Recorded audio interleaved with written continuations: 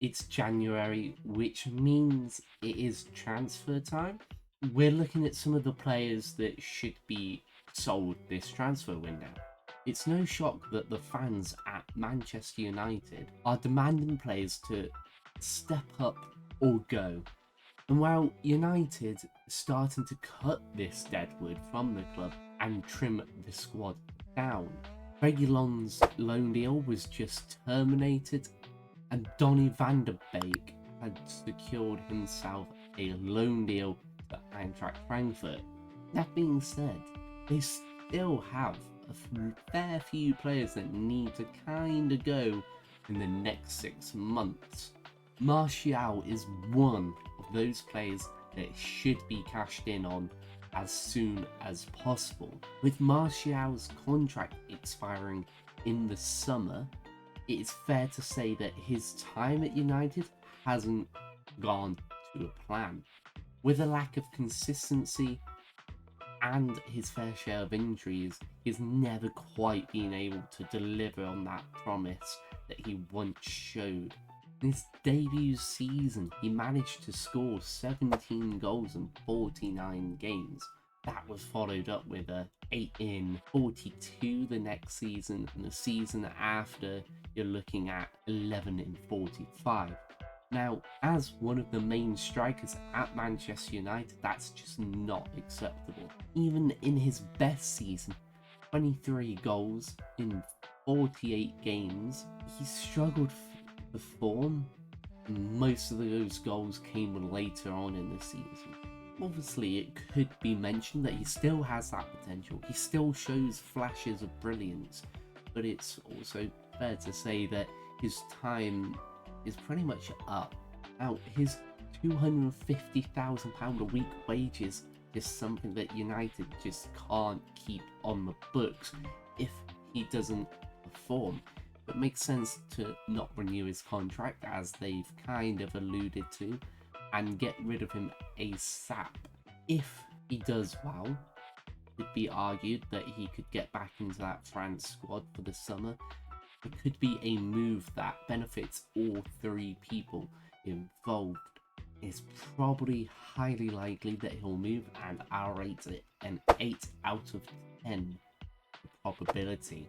Now, the keyboard warriors that you get on Twitter have demanded this man to leave United. But he's the golden boy of Manchester, the man who fed the nation, and he is in a tricky situation because his performances, whilst by the eye test, have not been good enough.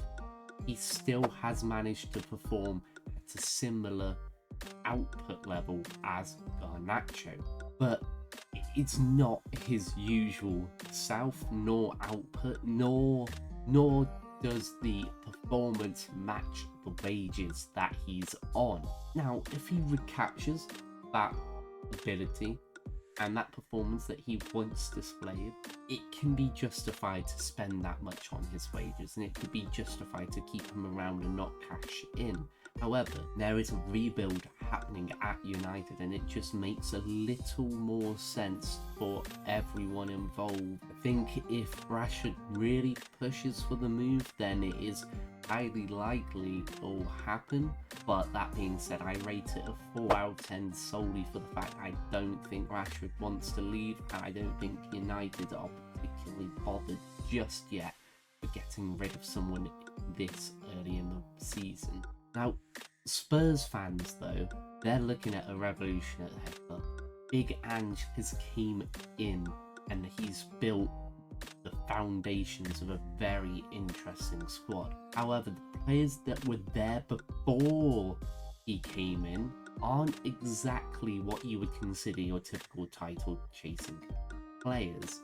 You know, fans of Eric Dyer will understand this because he just isn't able to display any performances. He does have some very versatile abilities, you know, his ability to play multiple positions, whilst his defensive skills aren't exactly bad, but they're not top tier either.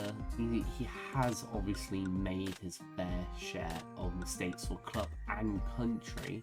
You know, it could just be argued that his ability to be versatile and kind of just good enough. Could see him last the season for the sole fact of not having enough players and squad depth. But if Spurs want to carry on their early season form and push into the next caliber, like the next level challenge for these titles, they need to start looking at bringing in somebody else as an upgrade to potentially, a swap deal, or you pay slightly less for somebody else.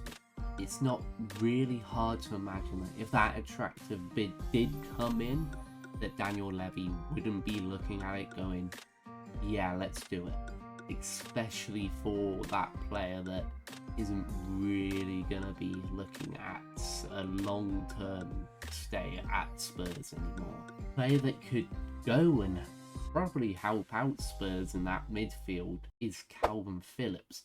Now, his move in the summer of 2022 was peculiar, with obviously Man City's biggest asset being their midfield. It just kind of made no sense where he would slot it in. He may have took over as that CDM, but he's just not been given that chance to step in, and with Pep even coming out and going, I'm sorry that I can't give him more playing time, it kind of makes you start to question why that move happened. Now, I think that it happened because they wanted to take away somebody from their rivals, where Phillips would improve the rivals team, but it just doesn't make any sense why Kalvin Phillips thought he would be able to get a starting place unless he knew that he wasn't, and he just came there for money and a guaranteed title. At the end of the day, is that worth sacrificing nearly a year and a half of your professional career over something that, like, even Steven Gerrard didn't get? It's very likely, though, that he will go, even if someone doesn't take that risk on a permanent deal. I'd rate it about a 9 out of 10, regardless of the type of deal that he goes out. Now, when PSG was brought out, the new owners brought in a different culture to that club. They splashed some big money on some big name signings, and they reshaped PSG into a business, not a club, with their collaborations with Air Jordan, among others. That being said, they have constantly strolled to their league titles that they've won. However, the European titles that they wanted have been missing. Mbappe was thought to be that guy to bring them into that era of European dominance, and he certainly has shown glimpses of it. It just hasn't gone that way. If you look inward on the project itself at PSG, it is a mess.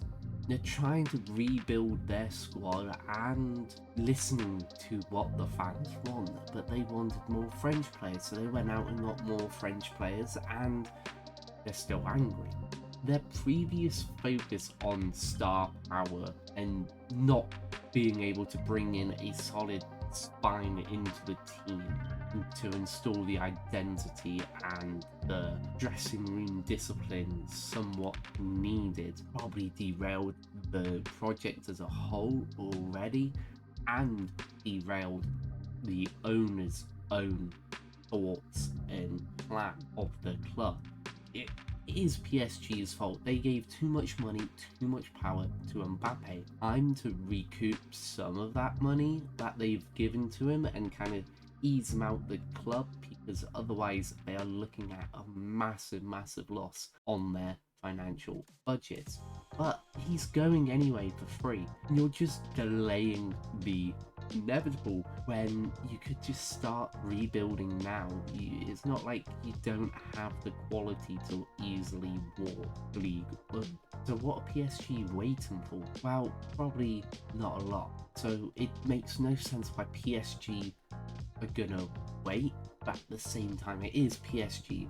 They're stubborn. I see it as like a 3 out of 10 for happening. However, something that will happen is a video a week on the transfer roundup.